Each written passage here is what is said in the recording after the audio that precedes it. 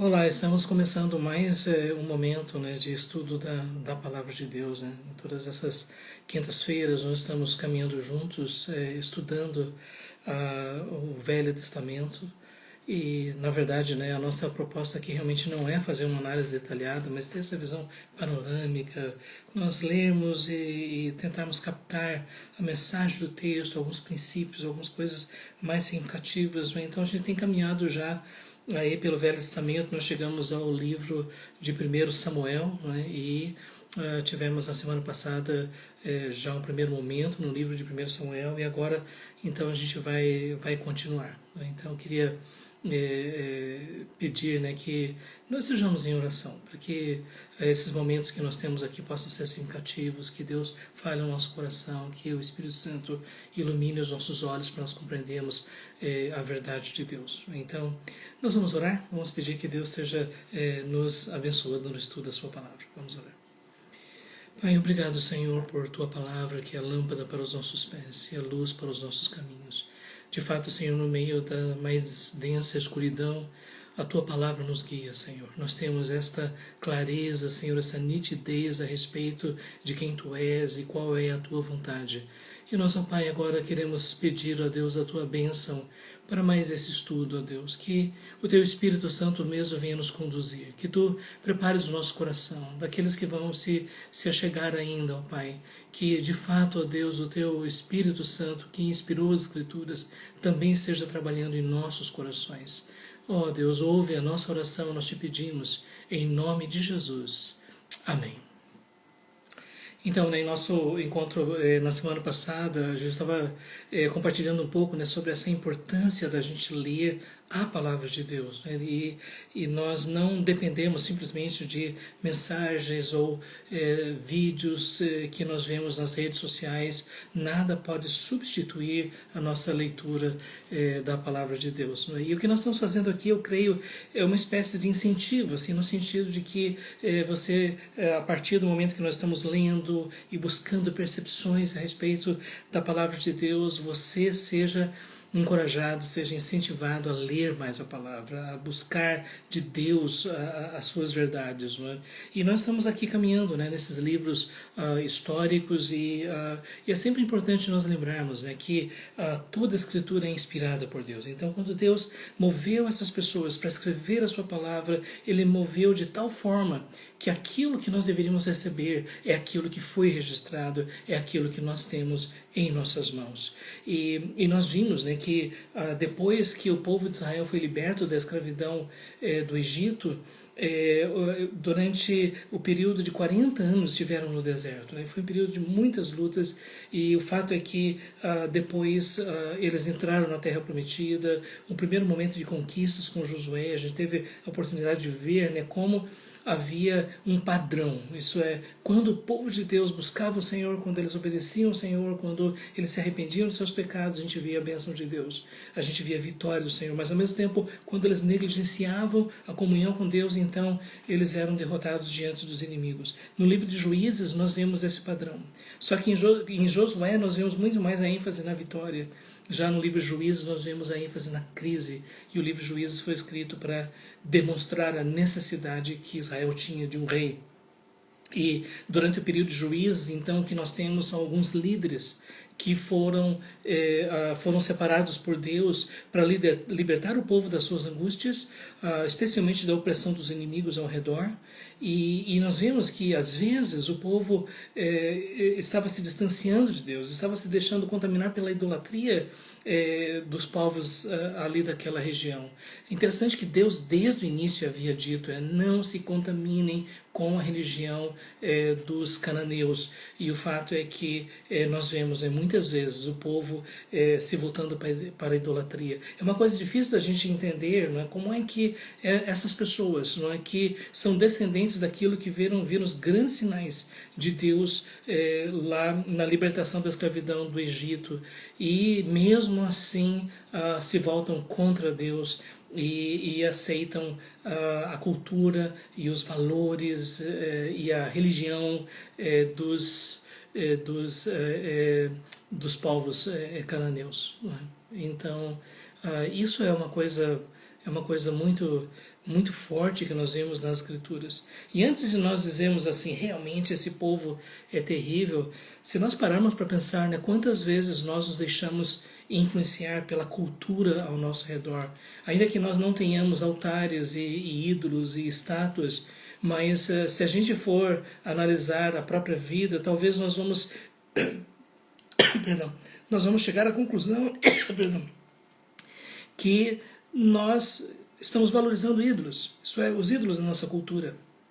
E como isso é sério hoje em dia, não é? Assim, Deus acaba sendo um referencial distante, não mais a essência da nossa vida. E todas as coisas deste mundo acabam sendo a base da busca pela nossa felicidade.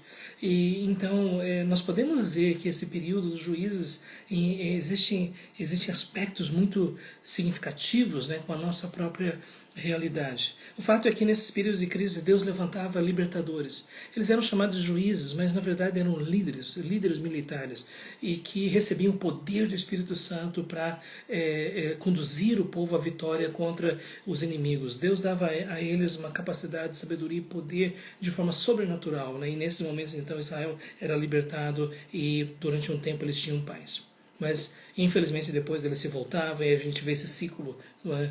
O ciclo da decadência, e depois o arrependimento, aí Deus levanta o juiz e o juiz concede a libertação, a salvação para o seu povo, e depois o povo de volta cai na idolatria. Então a gente vê esse ciclo. E se a gente for ver o Velho Testamento, parece que esse é um padrão que vai percorrendo, né, uma boa parte do Velho Testamento.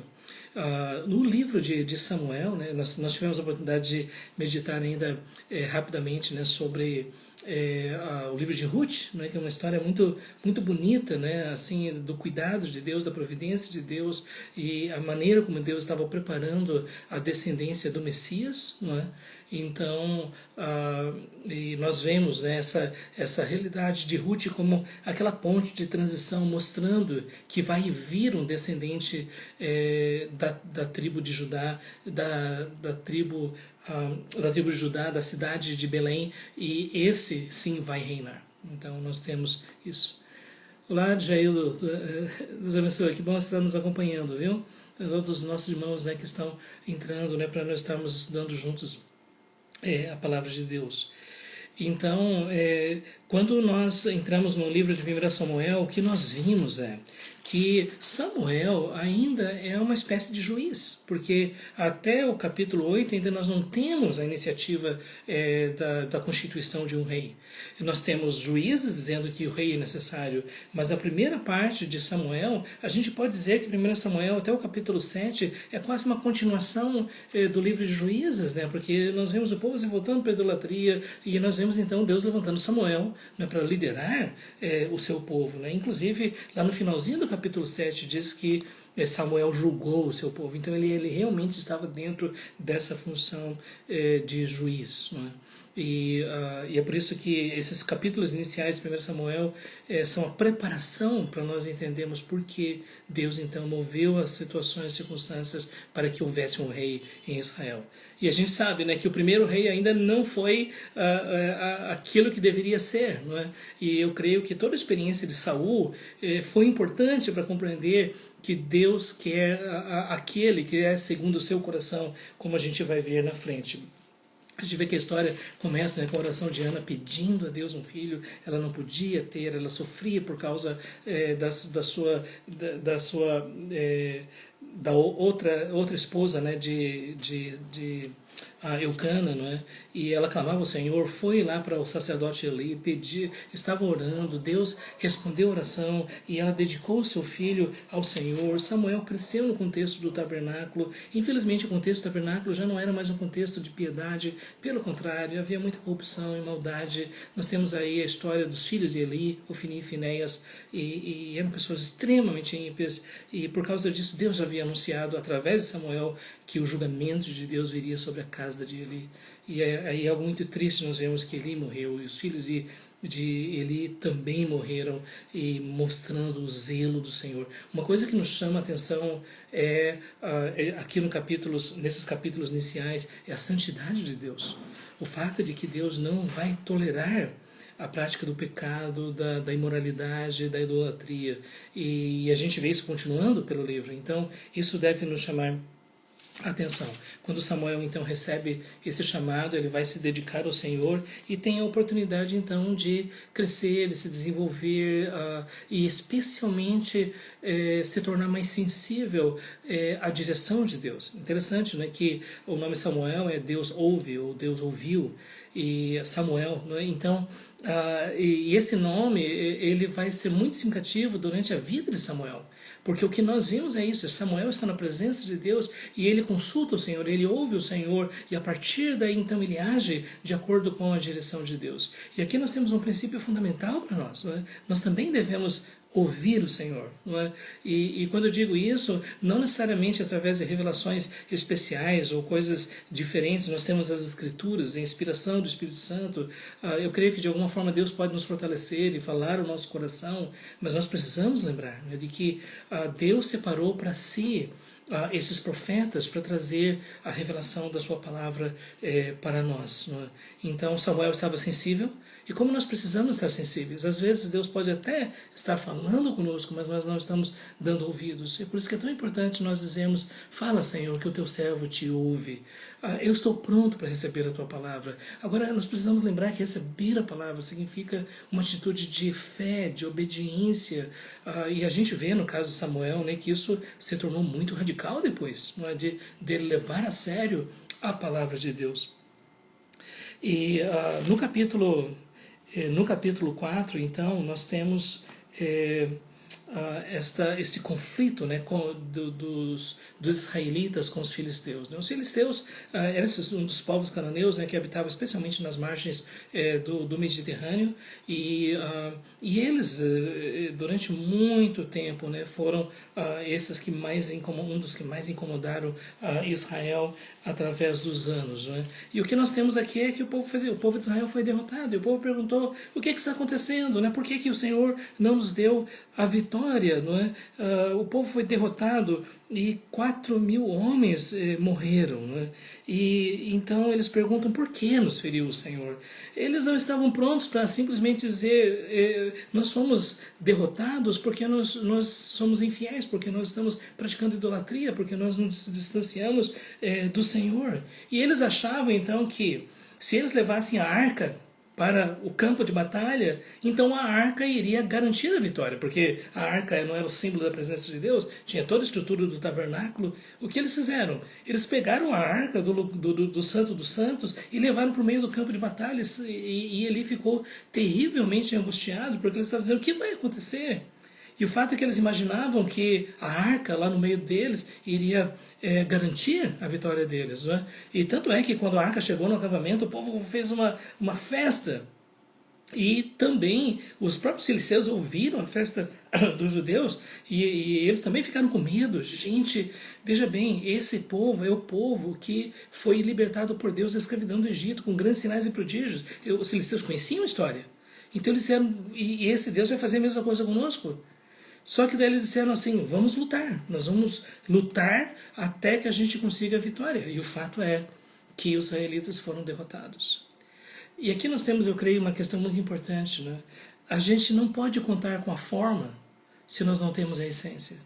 A gente não pode achar que simplesmente porque fazemos as coisas certas, então Deus está nos garantindo que Ele vai nos abençoar. Existem tantas pessoas, né, que dizem: olha, agora, né, muitas igrejas estão voltando a se reunir, né? Eu vou para a igreja, eu dou o meu dízimo, eu faço isso, eu faço aquilo.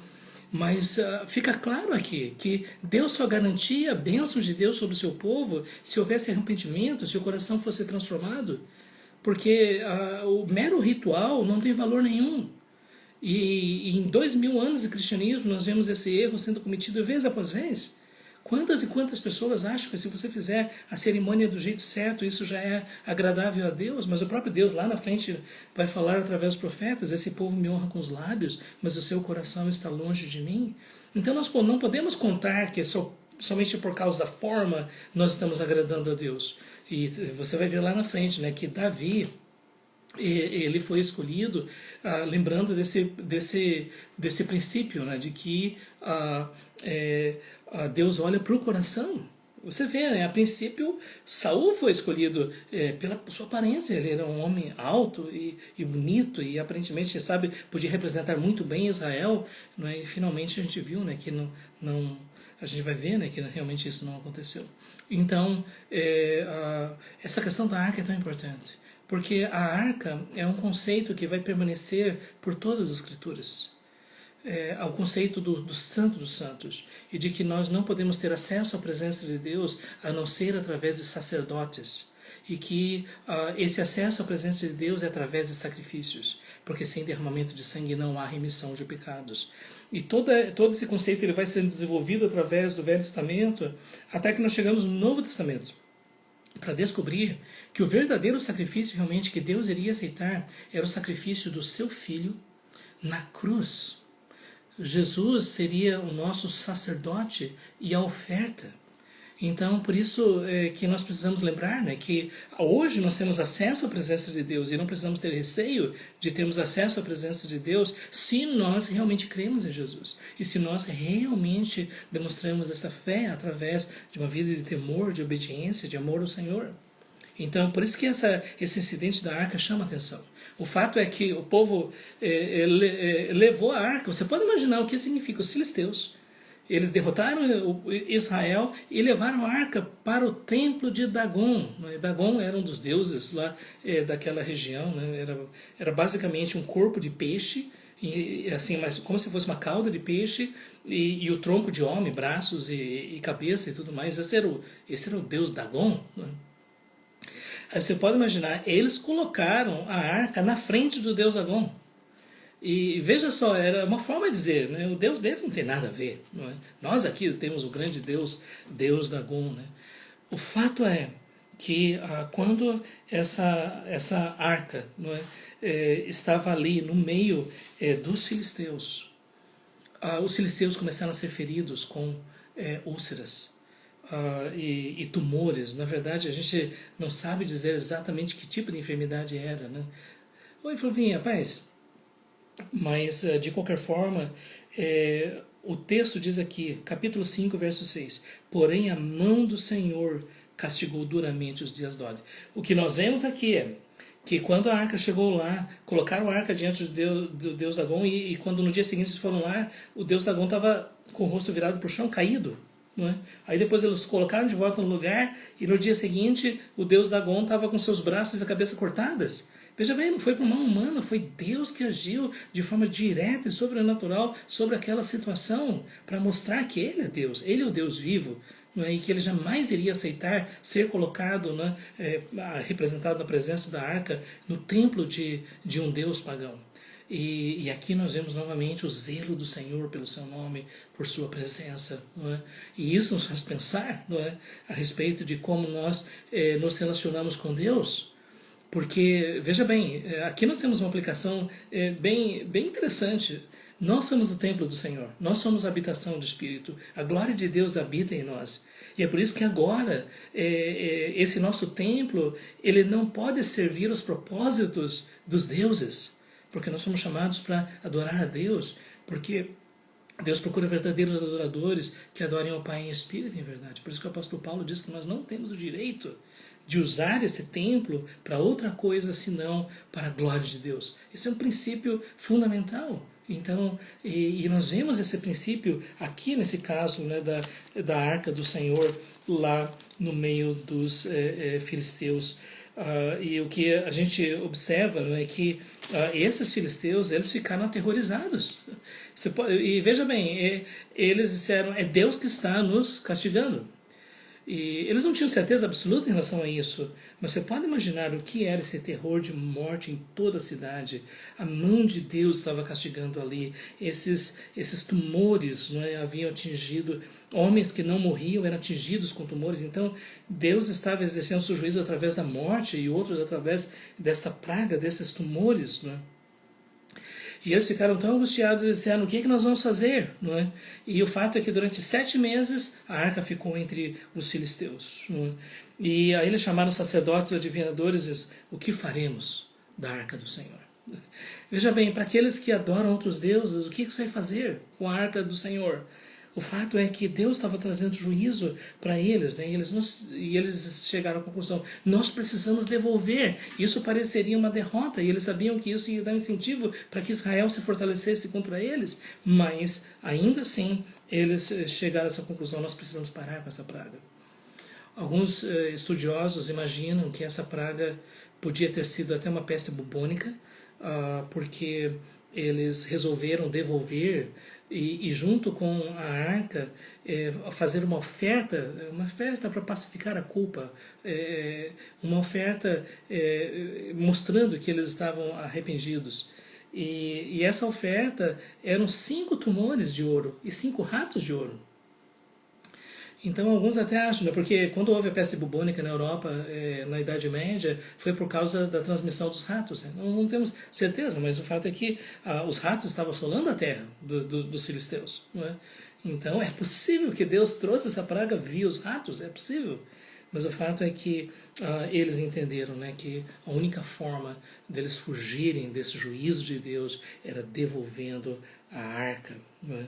E interessante que eles fizeram um teste, né, para ter certeza, né, de que realmente eles estavam fazendo aquilo que Deus, o Deus de Israel queria. Eles então colocaram em cima, né, desse carro de boi, com esses bois, e inclusive eles fizeram um teste, né, porque eles iam soltar os bois, não iam ser conduzidos, não é? E se os bois fossem por um caminho, um outro caminho, eles iriam dizer: não, foi o acaso. Não é? Mas se Deus seguir para Bet-Semes, então isso realmente foi uma obra de Deus. É interessante, né, que eles tinham essa percepção, né, de tentar entender, né, a explicação. E aqui, gente, tem uma coisa interessante, né? Porque às vezes nós ficamos perguntando, né, se certas coisas estão dentro do propósito de Deus ou simplesmente é pelo acaso, né, e coisas assim. E especialmente nessa época que nós estamos vivendo tão séria, de praga, de pandemia, de doença, de morte. Muitas pessoas perguntam, né, onde está Deus? Como é que nós lidamos com isso? Né?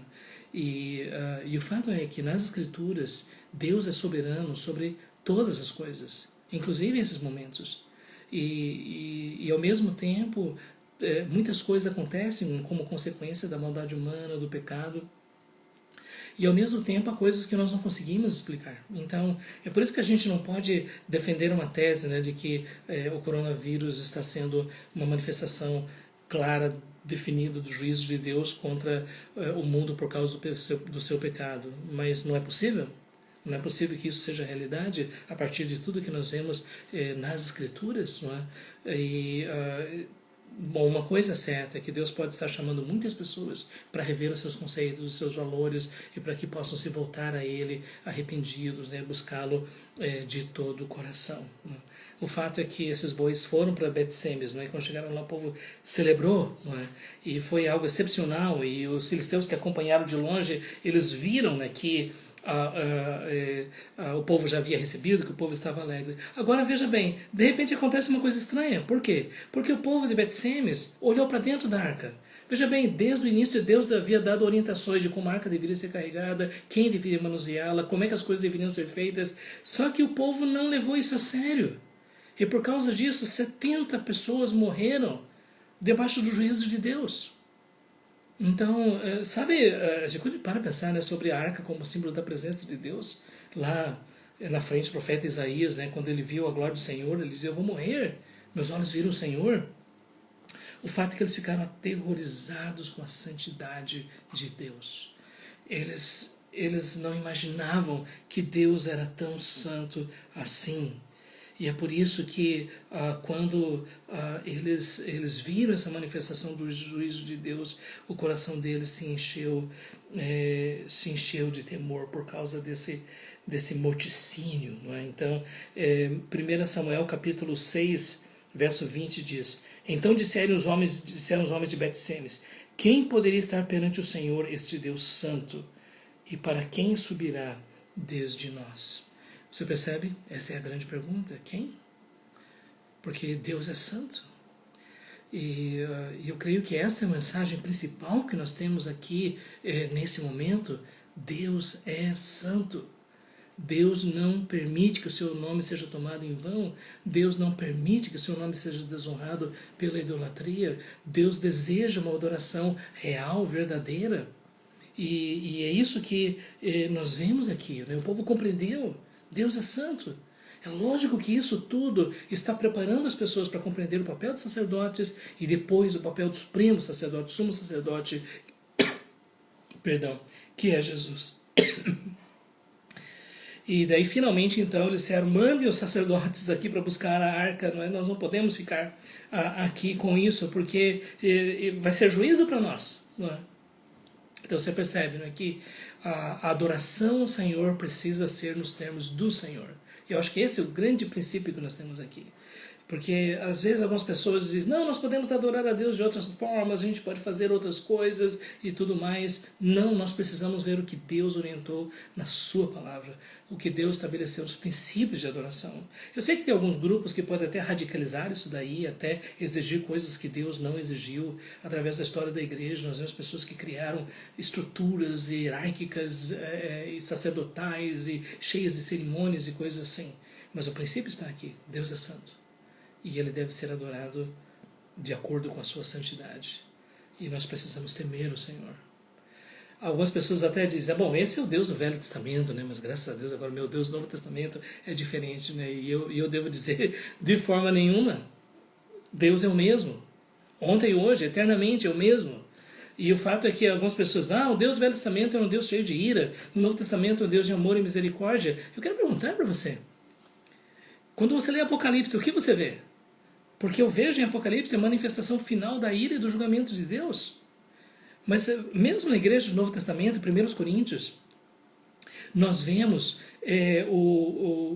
nós vemos lá os cristãos da igreja de Corinto, que eles não estavam compreendendo o sacrifício de Jesus, eles estavam pecando, eles estavam desobedecendo, havia imoralidade ali no meio deles. E o que Deus fez? Quando eles participaram da ceia, alguns deles ficaram doentes e outros até morreram. Pode ler o texto.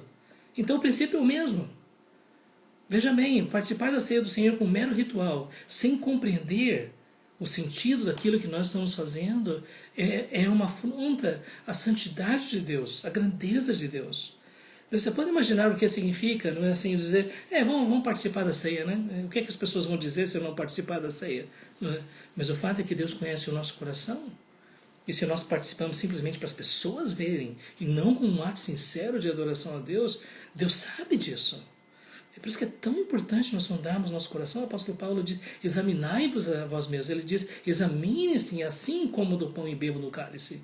Veja bem, não existe nada de mágico nos elementos da ceia, mas aquilo tudo simboliza realidades espirituais profundas, e é por isso que nós não podemos fazer isso de forma irreverente, inconsistente, de forma nenhuma. Nós vemos esse princípio aqui, a presença da arca em Bet-Semes.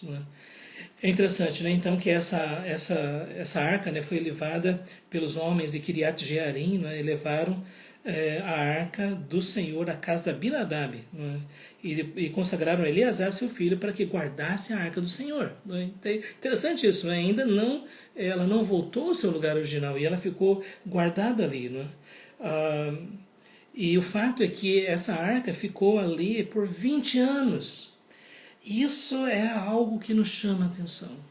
Porque, veja bem, a arca como símbolo da presença de Deus mostra que o povo ainda não estava pronto para o compromisso radical. Eles se alegraram porque a arca voltou, mas não estavam prontos a assumir o compromisso do que a arca significava. Eles ainda queriam continuar vivendo a realidade daquilo que a idolatria dava para eles. E eles não estavam querendo abandonar o pecado, eles não estavam querendo se arrepender, não é?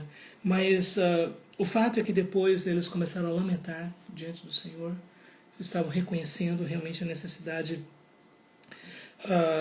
sabendo, né, que eles precisavam estar debaixo da bênção de Deus, que a vida que eles estavam vivendo não era aquilo que eles deveriam viver. Não é? Então, por isso, como diz em capítulo 7, verso 2, diz, e toda a casa de Israel dirigia lamentações ao Senhor. Você percebe como isso é parecido com o período dos juízes, quer dizer, o povo se arrependia, não é? E Deus então vinha ao encontro do seu povo.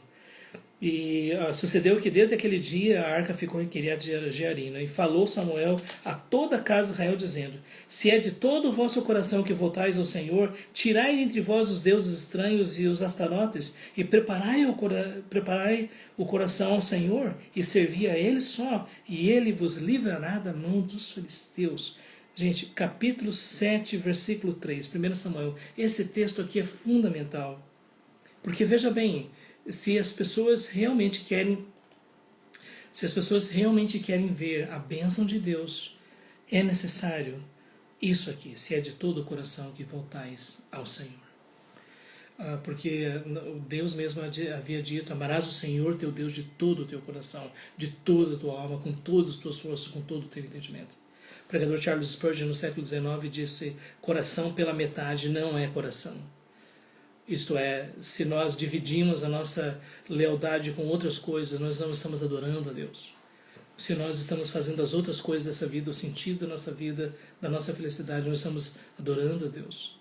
Porque, na verdade, todas as outras coisas são para adorar a Deus. Quer vocês comam, quer vocês bebam, façam qualquer outra coisa, façam tudo para a glória de Deus. Então, aqui nós vemos a necessidade de sondar o nosso coração. De todo o coração.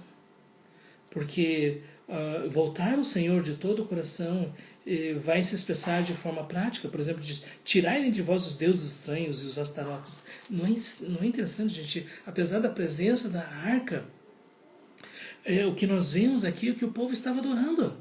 Os astarotes, os deuses, é algo tão estranho que nós vemos aqui.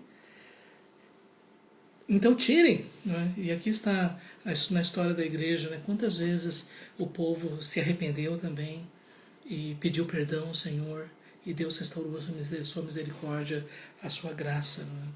E é interessante lembrar, né, que Tim Keller, quando falou sobre essa questão da idolatria, ele falou do perigo que existe da idolatria, o perigo que existe de nós estarmos com o nosso coração voltado para outras coisas e não para o Deus vivo e verdadeiro, não é? E eu diria que esse é um dos grandes problemas que nós vemos hoje em dia. Então, é por isso que o próprio apóstolo João, né, na sua primeira carta, diz: fujam dos ídolos.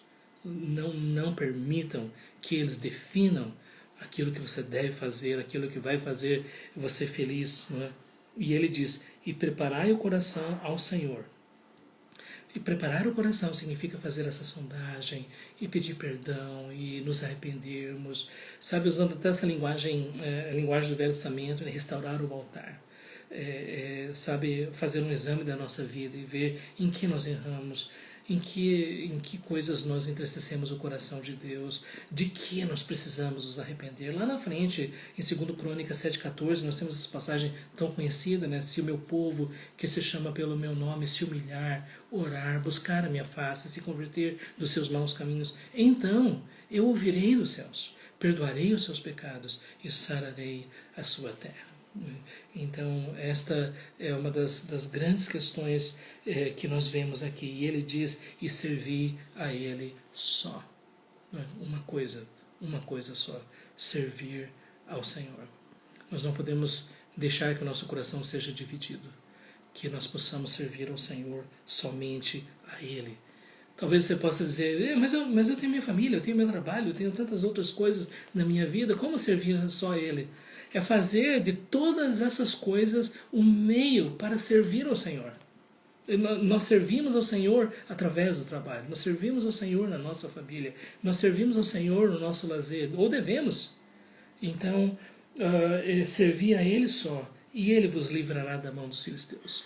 E nós temos esse princípio muitas vezes. Através da história, né, Deus manifesta o seu poder, e o Senhor traz novos momentos de refrigério e de restauração, e a sua igreja é fortalecida, e nós vemos esse princípio prometido aqui.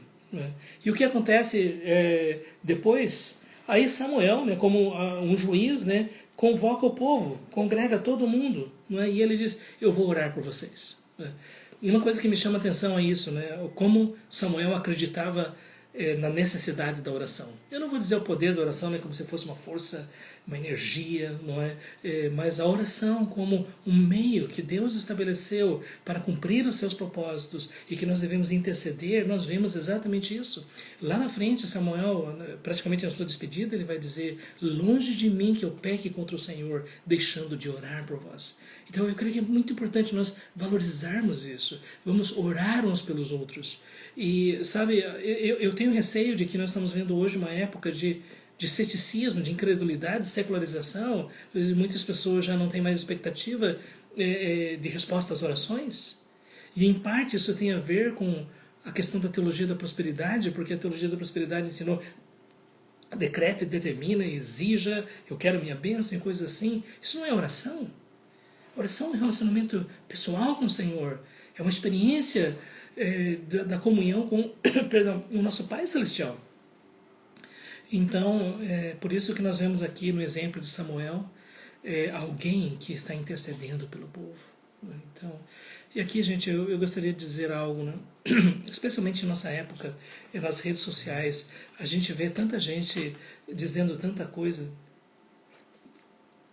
e nós estamos vendo, assim, palavras tão agressivas e palavras às vezes até cheio de ódio, de desprezo e coisas desse tipo. E eu quero dizer: ore pelas pessoas, ore pelos governantes, ore pelos políticos, ore por todos aqueles que estão em posições de autoridade. É isso que a Bíblia nos manda fazer, não é? E eu estou dizendo isso porque, às vezes, né, assim, nós queremos expressar nossa indignação e essas coisas todas. O fato é que, em primeiro lugar, nós devemos orar. E nós devemos orar por nossos irmãos. Sabe, às vezes, algumas pessoas nas redes sociais fazem críticas tão amargas e tão azedas em relação a outras posições teológicas. Veja bem, existem heresias, existem erros crassos, e esses devem ser realmente combatidos. Mas também existem diferenças teológicas entre irmãos em Cristo, que a gente pode conviver com elas, a gente pode celebrar a unidade que nós temos em Cristo. E às vezes a gente vê tanta agressividade, tantas palavras fortes contra irmãos. Então, e isso é uma questão: vamos orar uns pelos outros.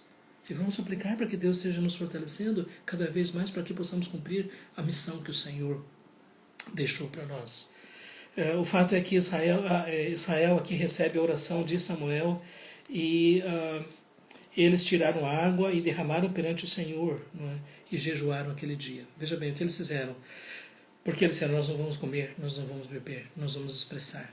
Veja, essas expressões externas, elas podem manifestar uma condição interna. Não necessariamente, mas quando essas expressões externas são manifestações da realidade interna, então elas são agradáveis ao Senhor. E, por exemplo, o jejum é uma coisa agradável ao Senhor quando nós temos a atitude certa, não é? E aqui o texto diz que eles confessaram o seu pecado. Nós pecamos contra o Senhor. E eu creio que aqui nós temos esse princípio fundamental do nosso relacionamento com Deus, que se nós pecamos contra o Senhor, nós devemos confessar, nós devemos pedir perdão. Primeira carta de João, capítulo 1, verso 9, tão conhecida: se confessarmos os nossos pecados, Ele é fiel e justo para nos perdoar os pecados e nos purificar de toda injustiça. Pedir perdão.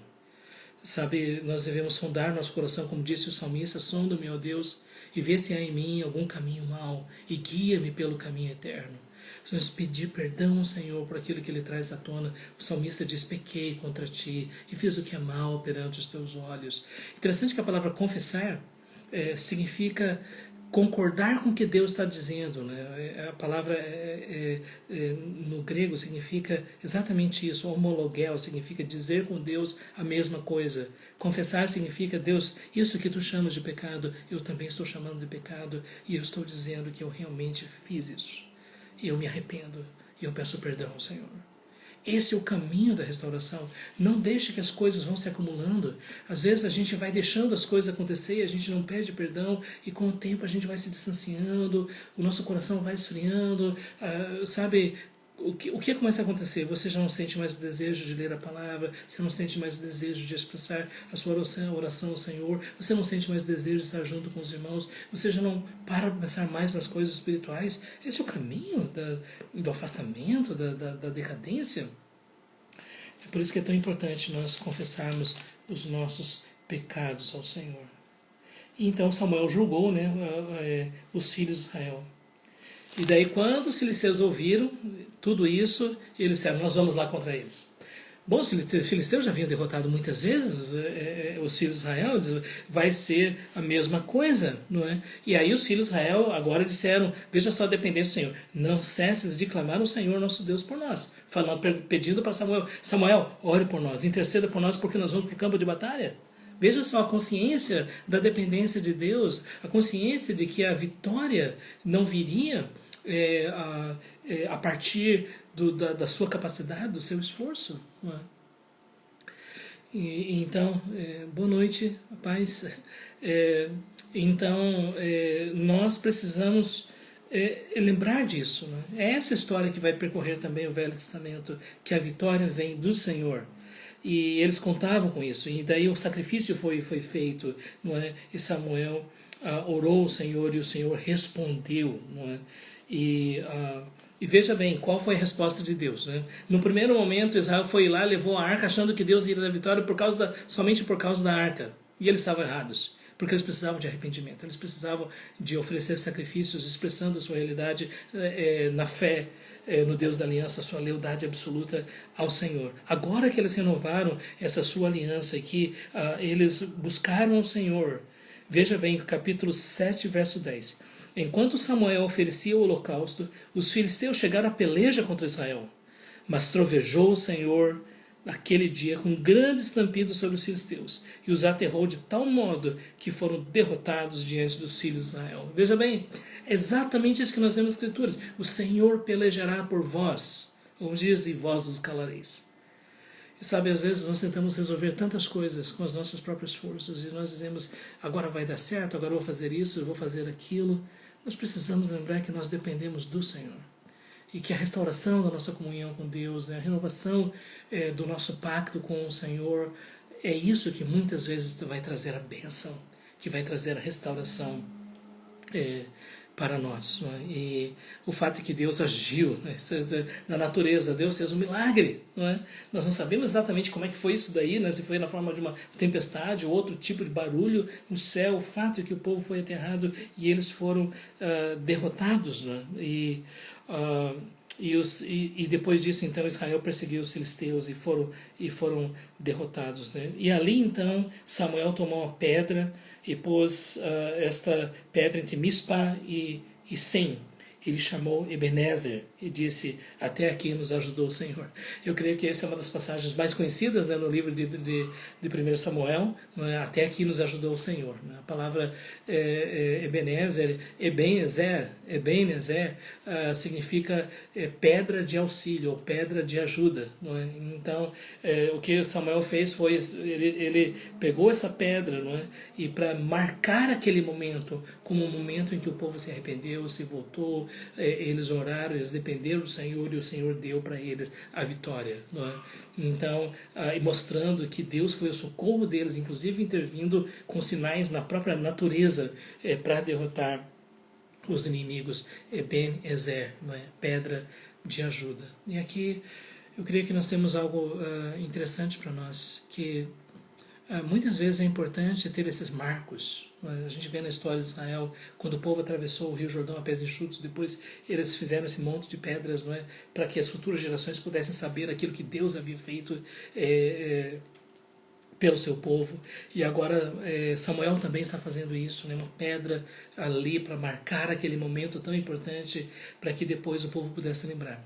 E Lloyd Jones, o grande pregador do século XX, ele disse que nós também precisamos lembrar que através da história Deus deixou marcos como a Reforma Protestante, os grandes avivamentos espirituais, o avanço missionário pelas nações, grandes manifestações do poder através da história, a manifestação muitas vezes sobrenatural de Deus no cumprimento da missão. E Lloyd Jones disse: nós não podemos esquecer.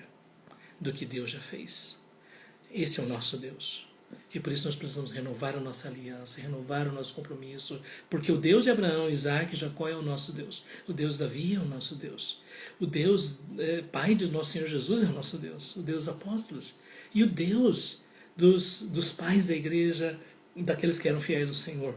O Deus dos reformadores, o Deus dos grandes evangelistas, o Deus dos grandes missionários. Este é o nosso Deus. E nós precisamos lembrar do que Deus fez. E isso é que vai fortalecer a nossa fé para nós seguirmos em frente. Existe um testemunho de um missionário que serviu ao Senhor nas Ilhas Hébridas, lá na Polinésia.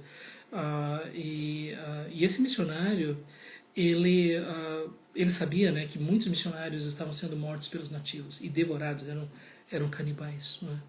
E esse missionário, ele estava na sua casa, e o nome dele era John Patton. E os nativos estavam chegando para atacar a casa missionária. E eles estavam dizendo agora, né? Certamente estavam orando e pedindo a intervenção de Deus. O fato é que quando os nativos chegaram mais perto, eles saíram correndo apavorados. E quando depois um deles, né, que já falava a língua, né, foi saber o que foi que aconteceu, por que vocês surgiram, né? E eles disseram: nós vimos seres brilhantes em cima do telhado da casa, em cima da coberta da casa, e nós ficamos apavorados e por isso nós saímos correndo. Quer dizer, Deus agiu de forma sobrenatural, espantando aquilo. Veja bem, em alguns momentos Deus não livrou, missionários foram mortos, mas nesse momento Deus manifestou a sua presença, e isso ficou marcado na história daquele povo. E o que nós podemos dizer é que hoje na Polinésia existem igrejas fortes e muitas pessoas salvas, transformadas, convertidas, não é? Inclusive, eu tive assim, essa oportunidade de participar de um encontro missionário internacional, e eu conheci esse irmão de Samoa, não é? Lá na Polinésia, e para mim foi algo muito especial, né, de poder conhecê-lo e saber, né, que ele era um irmão em Cristo, né? E isso é fruto do trabalho desses missionários que foram antes. Eu tive a oportunidade de conhecer um líder um líder da, como é que chama? Uma ilha lá perto da Guiné, né? Então, eu não estou me recordando agora, me perdoe. Mas a Papua Nova Guiné, né? Agora eu me lembrei. E eu estava orando com uma irmã coreana e ele, né, de mãos dadas, agradecendo ao Senhor por aquele momento. E gente, como é especial. Então, por isso nós precisamos lembrar desses marcos. A história, existe um provérbio que diz assim: um povo sem memória e um povo sem identidade. Nós precisamos saber quem nós somos. Nós somos herdeiros desses cristãos através dos séculos. Nós somos herdeiros dos servos de Deus no Velho Testamento. E nós precisamos lembrar disso. Porque se nós nos esquecermos, nós vamos viver a nossa vida pequena, nas coisas pequenas deste mundo, sem contemplar a realidade que nós estamos participando do propósito de Deus, do cumprimento dos propósitos de Deus na história até a volta de Jesus. Então, como nós precisamos lembrar disso? E daí nós podemos dizer: Ebenezer, até aqui nos ajudou o Senhor. Que Deus nos conceda a graça de colocarmos uma pedra também, um marco, dizendo: lembre-se daquilo que Deus fez, e que é Deus que continua agindo em favor do seu povo. Como o salmista diz: eleva os meus olhos para os montes, de onde me virá o socorro? O meu socorro vem do Senhor, que fez os céus e a terra. Ele é a fonte da ajuda, Ele é a fonte do socorro, é a Ele que nós devemos clamar, é nele que nós devemos confiar. É isso que nós vemos o tempo todo aqui. Não é? E a maior bênção que nós recebemos de Deus certamente é a salvação, o perdão dos pecados através de Jesus. Como nós vimos aqui, o pecado nos separa de Deus, nós precisamos dos sacrifícios, dos holocaustos, do sacerdócio. E Jesus então veio para oferecer um sacrifício definitivo, absoluto. Morreu no nosso lugar, ressuscitou, está vivo, intercede por nós e voltará para estabelecer o seu reino. Essa é a convicção que nós temos na palavra de Deus. E aqui nós vemos então o fim, desses ciclos, dos juízes, Samuel como último juiz, e agora a partir do capítulo 8 vem o pedido de Israel para que eles possam ter um rei. né? Se Deus quiser, semana que vem, então, nós vamos começar a contar a história, né, de como é que a monarquia ela foi estabelecida em Israel. Então, a gente está concluindo agora nesse momento, né, nós chegamos até o capítulo 7 aqui do livro de 1 Samuel. Meus irmãos, que Deus abençoe, né, a todos.